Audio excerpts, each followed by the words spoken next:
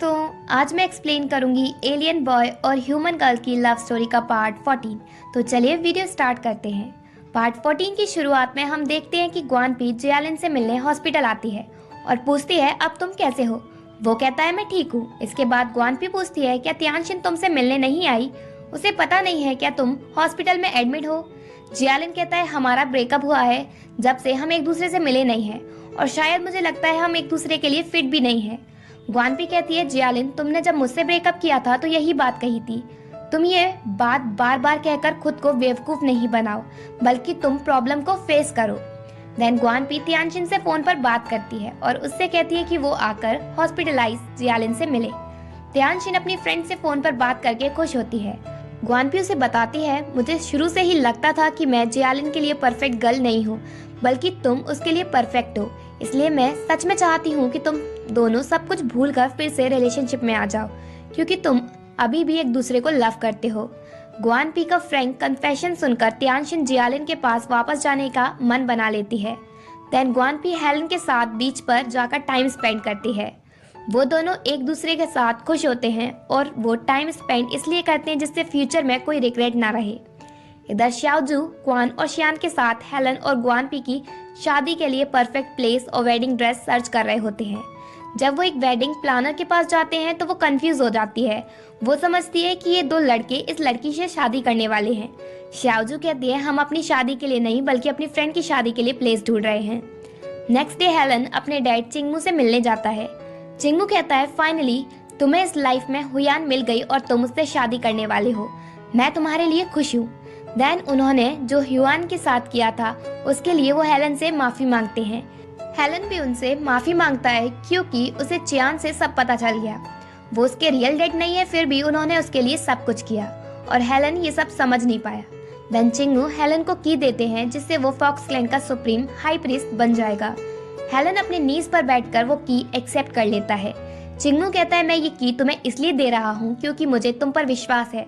तुम नॉर्थ और south fox clan को एक कर सकते हो और तुम फॉक्स क्लैन के बहुत अच्छे लीडर बनोगे। फिर हेलन वहां से चला जाता है। नेक्स्ट सीन में हम जाओ को देखते हैं। उसने चियान को तो डिस्ट्रॉय कर ही दिया और अब वो हेलन को डिस्ट्रॉय करने की सोच रहा है। इसलिए वो वांग को अपने साथ चुपचाप हेलन के घर लेकर जाता है और वहां उसे हुयान की पेंटिंग दिखाता है जो कि ग्वानपी की तरह दिख रही होती है। वांग उन पेंटिंग्स की फोटो ले लेती है और दोनों वापस आ जाते हैं। वांग जाओ से कहती है ग्वानपी मेरी कलीग है पर मुझे वो अच्छी नहीं लगती क्योंकि वो चाहे कुछ करे या ना करे बॉस हमेशा उसे ही सपोर्ट करती थी। फिर वो जाओ के पास आती है और पूछती है क्या मैं तुमसे लव कर सकती हूँ, और फिर वो उसके शोल्डर पर सर रख लेती है। जाओ कहता है तुम बिल्कुल मेरी तरह हो। मैंने भी हेलन के डैड के लिए बहुत कुछ किया पर उन्होंने मुझे कुछ नहीं समझा। इतना कहकर जाओ नाइफ से वांग पर अटैक कर देता है और वो मर जाती है। उसी रात पुलिस को होटल रूम में वांग की डेड बॉडी मिलती है पर मारने वाले के अगेंस्ट कोई प्रूफ नहीं मिलता। पर पुलिस को उसके कैमरे में ग्वानपी और हेलन के फोटोज मिलते हैं, साथ में हुयान की पेंटिंग के भी। नेक्स्ट सीन में हम देखते हैं कि क्वान और शियान रात को ही श्याओजू से मिलने जाते हैं उसके घर और उसे प्रपोज करते हैं। फिर शियान उससे कहता है तुम हम दोनों में से किसी एक को चूज करो। श्याओजू कहती है ये बहुत मुश्किल है। शियान कहता है तुम्हें चूज करना ही होगा। तो वो शियान से कहती है तुम मुझ में और क्वान में से किसी एक को चूज करो, और यही वो क्वान से पूछती है कि वो शियान और उसमें से किसे चूज करेगा। वो दोनों कोई जवाब नहीं देते। श्याओजू कहती है इसी वजह से ये मेरे लिए भी चूज करना मुश्किल है। दूसरी तरफ हम जाओ को देखते हैं। चिंगमू उससे मिलने आते हैं। वो जाओ को बताते हैं हेलन जल्दी ही ग्वानपी से शादी करने वाला है और मैं भी उसकी शादी में जाऊंगा, पर जाओ तुम कुछ ऐसा नहीं करना जिससे उसकी वेडिंग खराब हो जाए। जाओ कहता है ये आप क्या कह रहे हो, जबकि आपने खुद मेरी वेडिंग खराब की थी। ऐसा करने के लिए चिंगमू उसे सॉरी कहता है और फिर जाओ को समझाता है कि तुम और हेलन अच्छे से रहो और फॉक्स क्लैन का अच्छे से ध्यान रखो।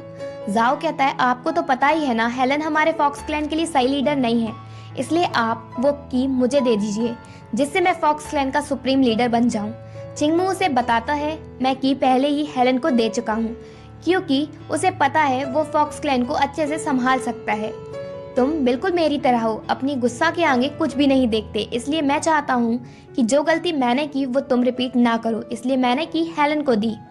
ये कहकर वो जाने लगते हैं। जाओ गुस्से में बिना कोई हेजिटेशन के चिंगमू को मार देता है। देन हेलन और ग्वानपी की वेडिंग का दिन आ जाता है। दोनों दिन के टाइम अपनी वेडिंग प्लेस को देखने आते हैं। हेलन क्वान और शियान को बताता है कि उसे चिंगमू ने की दे दी है और वो दोनों बहुत खुश होते हैं। रात के टाइम दोनों रेडी होकर वेडिंग के लिए पहुंचते हैं। ग्वान पी बहुत ही प्रिटी लग रही होती है। उनकी शादी के पूरे रिचुअल्स क्वान कराता है। शादी होने के बाद हेलन उसे ऑर्ब नेकलेस पहनाता है और किस करता है। जैसे ही वेडिंग कंप्लीट होती है वहां पुलिस आती है और हेलन ग्वानपी को बिना रीजन बताए अरेस्ट करके ले जाती है। क्वान जल्दी से इस बात की इंफॉर्मेशन चियान को देता है और फिर वो सभी बात करने के लिए हेलन के घर पर मिलते हैं। तभी सुमेई वहां भागती हुई आती है और उन सबको बताती है कि हेलन और ग्वानपी को वांग, मिसेस वांग और लॉर्ड चिंगमू के मर्डर केस में अरेस्ट किया गया है और फॉक्स क्लैन में सब यही बोल रहे हैं कि फांग ने ग्वानपी को मारने की कोशिश की, इसी वजह से हेलन ने उन्हें मार दिया और लॉर्ड चिंगमू को हेलन ने इसलिए मार दिया क्योंकि उनसे उन्हें की चाहिए थी सुप्रीम प्रीस्ट बनने के लिए। चियान सब कुछ समझ जाती है और सबको बताती है कि ये सब जाओ ने किया है क्योंकि वो फॉक्स क्लैन का सुप्रीम प्रीस्ट बनना चाहता था और हेलन को डिस्ट्रॉय भी करना चाहता था। इसलिए अभी हम सबको हेलन को प्रोटेक्ट करना चाहिए जाओ से। चियान कहता है तुम सही कह रही हो, हमें हेलन को प्रोटेक्ट करना चाहिए। वैसे भी उनमें अभी एनर्जी नहीं है क्योंकि उन्होंने अपनी पूरी एनर्जी जियालिन को बचाने में लगा दी। चियान कहती है हमें जाओ को रोकना होगा। चियान पूछता है हम उसे कैसे रोकेंगे। चियान कहती है जो सेकंड हाई प्रीस्ट थे उनकी ग्रेव में इस स्टिक है जो बहुत पावरफुल है जिससे सब कुछ खत्म हो सकता है। जाओ ही नहीं बल्कि पूरा फॉक्स क्लैन ही खत्म हो सकता है। फिर वो कहती है मैं सुमेई के साथ पुलिस स्टेशन जाती हूँ। क्वान तुम शियान और शाओजू के साथ वो स्टिक ढूंढने जाओ। वो तीनों स्टिक ढूंढने निकल जाते हैं। देन चियान सुमेई के साथ पुलिस स्टेशन पहुंचती है। वो दोनों हेलन की लॉयर बनकर पहुंचती हैं। उसी टाइम सबसे छुपकर जाओ हेलन के पास पहुंचता है और कहता है मुझे तुम्हें गुड न्यूज देनी है, मैंने तुम्हारे फादर को मार दिया। हेलन कहता है तो ये सब तुमने किया है? वो कहता है हाँ और हेलन से फॉक्स क्लैन की मांगता है। वो देने से मना कर देता है तो जाओ उसे मारने की कोशिश करता है पर वो हेलन को बेहोश करके चला जाता है। थोड़ी देर बाद चियान हेलन के पास पहुंचती है और वो हेलन को लेकर ग्वानपी के घर जाती है। हेलन थोड़ा बेहोश और थोड़ा होश में होता है। ग्वानपी उससे बात करने लगती है। हेलन कोई रिस्पॉन्स नहीं देता पर उसकी सारी बातें सुनता है। ग्वानपी चियान से पूछती है क्या हेलन को बचाया नहीं जा सकता? क्या इस बार मेरा लीवर उसे बचाने में काम नहीं करेगा? चियान कहती है नहीं, अब हेलन ठीक नहीं हो सकता और वो अब वापस फॉक्स बन जाएगा। ग्वानपी बहुत रो रही होती है। वो नहीं चाहती कि हेलन उसे छोड़कर जाए। वो हेलन से कहती है हेलन आई लव यू, मैं तुमसे बहुत प्यार करती हूँ। हेलन अपनी आईज खोलता है। ग्वानपी को लगता है कि वो सही हो रहा है पर वो फिर से बेहोश हो जाता है और फिर वो अपनी ट्रू आइडेंटिटी में आ जाता है। वो फॉक्स बन जाता है और इसी के साथ पार्ट 14 एंड होता है। अगर आपको वीडियो अच्छी लगी हो तो वीडियो को लाइक कर दीजिए और मेरे चैनल को सब्सक्राइब कर दीजिए जिससे आपको ऐसी इंटरेस्टिंग वीडियोस की नोटिफिकेशन मिलते रहें।